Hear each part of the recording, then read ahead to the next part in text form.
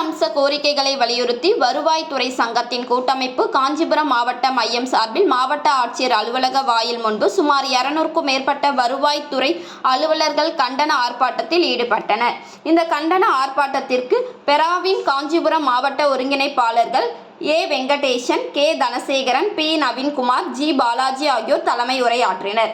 இதில் மாநில பொதுச் செயலாளர் வி. லெனின் கலந்து கொண்டு கண்டன உரையாற்றினார். இந்த ஆர்ப்பாட்டத்தில் உங்களுடன் ஸ்டாலின் திட்ட மனுக்களை முடிவு செய்திட போதிய கால அவகாசம் அளிக்க வேண்டும், ஆய்வு கூட்டம் என்ற பெயரில் அளவு கடந்த பணி நெருக்கடிகள் ஏற்படுவதை கைவிட வேண்டும், இத்திட்டத்தின் முகாம்களின் எண்ணிக்கையை குறைக்க வேண்டும், இத்திட்டத்தை செயல்படுத்த கூடுதல் பணியிடங்கள் மற்றும் அடிப்படை கட்டமைப்பு வசதிகளை ஏற்படுத்த வேண்டும், வருவாய் மற்றும் பேரிடர் மேலாண்மை துறை நில அளவை துறையில் பணிபுரிந்து வரும் அனைத்து நிலை அலுவலர்களின் உயர் மற்றும் உடைமைகளை பாதுகாக்கவும், குற்றவாளிகளுக்கு கடுமையான தண்டனைகளை வழங்கிடவும் சிறப்பு பணி பாதுகாப்பு சட்டத்தை அரசு இயற்ற வேண்டும், வருவாய் மற்றும் பேரிடர் மேலாண்மை துறையின் அனைத்து பணியிடங்களையும் காலமுறை ஊதியத்தில் நிரப்ப வேண்டும், அனைத்து நிலை அலுவலர்களுக்கும் மேம்படுத்தப்பட்ட ஊதியம் மற்றும் தனி ஊதியமுடன் வழங்கிட வேண்டும், கிராம உதவியாளர்களுக்கு வரையறுக்கப்பட்ட காலமுறை ஊதியம் வழங்கிட வேண்டும், அரசு பணியின் போது உயிரிழக்கும் அரசு ஊழியர்களுக்கு குடும்ப வாழ்வாதாரத்தை கருத்தில் கொண்டு கருணை அடிப்படையில் பணி நியமனத்திற்கான உச்சவரம்பு 5% என குறைக்கப்பட்டுள்ளதை ரத்து செய்து ஏற்கனவே இருந்ததை போல்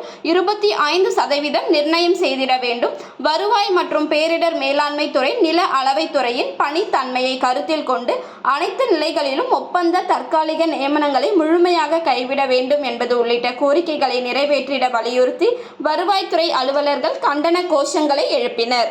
வருவாய்த்துறை சங்கங்களின் கூட்டமைப்பு, வருவாய்த்துறை சங்கங்களின் கூட்டமைப்பு, பெரா கூட்டமைப்பு, கூட்டமைப்பு தோழமை சங்கங்கள் ஒற்றுமை, அனைத்து தொழிற்சங்கங்கள் ஒற்றுமை, ஒன்றுபடுவோம். 1ஆம் தேதியிலிருந்து அனைவரும் நீட்டிய விடுப்பு இயல் கொடுத்துட்டு முழுமையாக காத்திருப்பு போராட்டத்தில் நாம கலந்துக்க போறோம். தொடர்ந்து காத்திருப்பு போராட்டம், தொடர் காத்திருப்பு போராட்டமாக நம்ம நடத்த போகிறோம். இந்த தொடர் காத்திருப்பு போராட்டம் தமிழகம் முழுமையும் பிரதிபலிக்கணும் அப்படிங்கிற காரணத்தை கொண்டு அந்தந்த மாவட்ட ஆட்சியர் அலுவலகத்தில் வருவாய்த்துறை ஊழியர் சங்கங்களின் கூட்டமைப்பின் சார்பாக அனைத்து உறுப்பினர்களும் வரக்கூடிய 6ஆம் தேதியிலிருந்து மாவட்ட ஆட்சியர் அலுவலகத்துக்கு வந்து தனது கோரிக்கையை வலியுறுத்தி காத்திருக்கணும். சரிங்களா? இதில் சென்னை எதை செஞ்சாலும் சென்னையில் செஞ்சால் தான் ரிஃப்ளெக்ட் ஆகும். அதனால் நாம் நம்முடைய தலைமையகமான சிஆர்ஏ ஆஃபீஸாண்ட சென்னையிலையும் 42,000 ஊழியர்களில் முதல் 4,000 ஊழியர்கள் நாம் அங்கே காத்திருப்பு போராட்டத்தை தொடர்ந்து கண்டினியூ பண்ண போகிறோம்.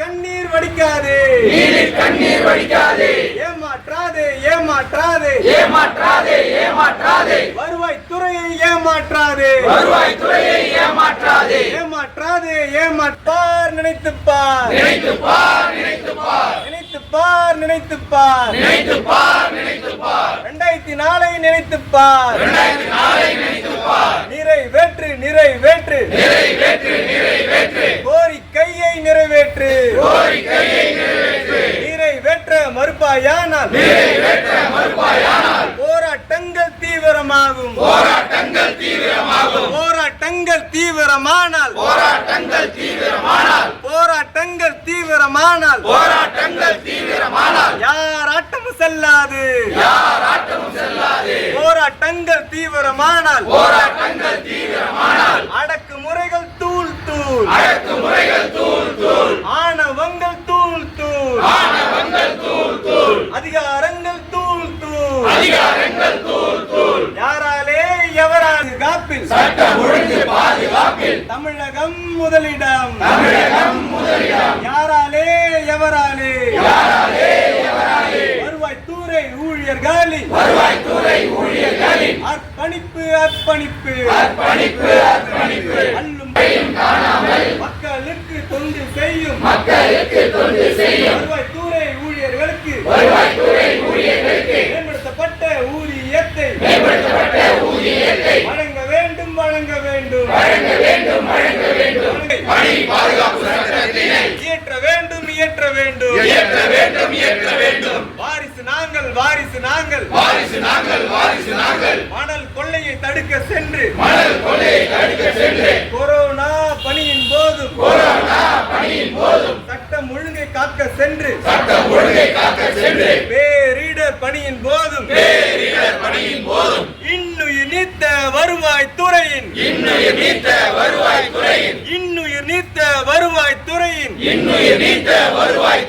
வாரிசு நாங்கள்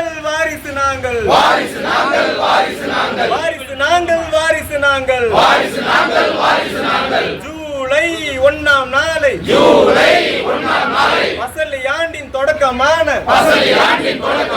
ஜூலை 1ஆம் நாளை வருவாய்த்துறை தினமாக அறிவிக்க வேண்டும் உங்களுடன் ஸ்டாலின் திட்டம்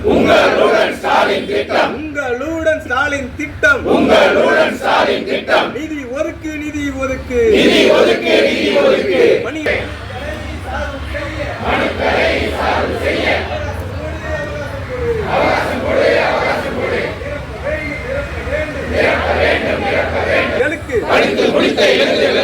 அரசு துறையில் வேலை கொடு வருவாய் துறையில் வேலை கொடு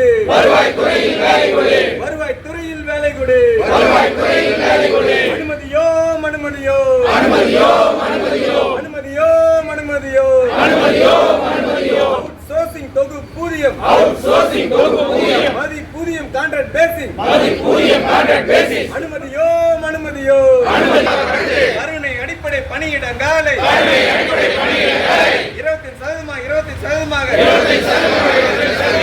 20% உயர்த்த வேண்டும்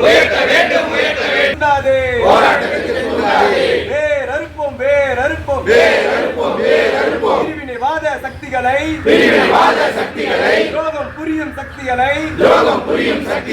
வருவாய் துறையில் வேறறுப்போம்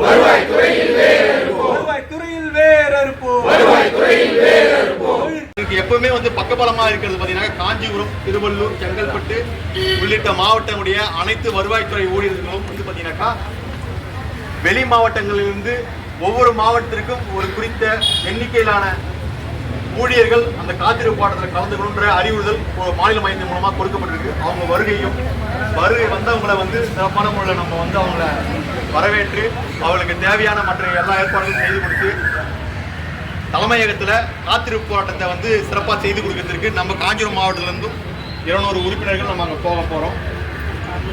அதே சங்கங்களின் கூட்டமைப்பு சார்பாக இன்னைக்கு நம்ம வெளிநடப்பு போராட்டத்தில் கலந்துருக்கோம். இதில் பெருந்திரளாக அனைவரும் கலந்துக்கிட்ட அனைவருக்கும் நன்றி.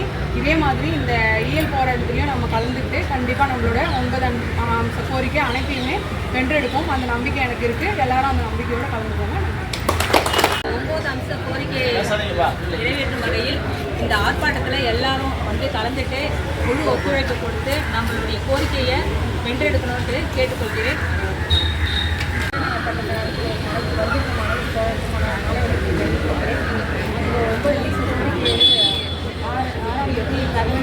காத்திருப்பு போராட்டம் நடக்குது. கோரிக்கையை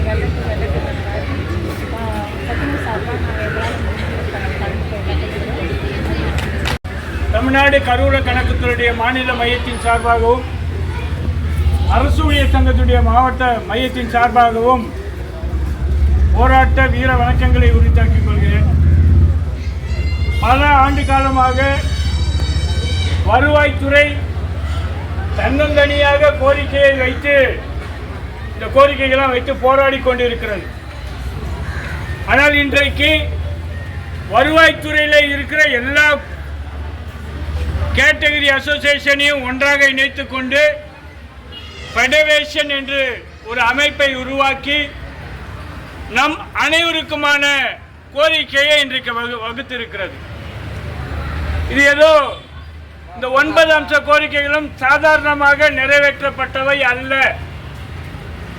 கடந்த காலங்களிலே நாம் பல நிலைகளில் இந்த அரசாங்கத்தோடு சண்டை போட்டிருக்கோம், இந்த ஆர்ப்பாட்டங்களை நடத்தியிருக்கோம், பலவித போராட்டங்களை பல வடிவங்களில் இந்த அரசுக்கு நாம் எடுத்து சென்றிருக்கிறோம்.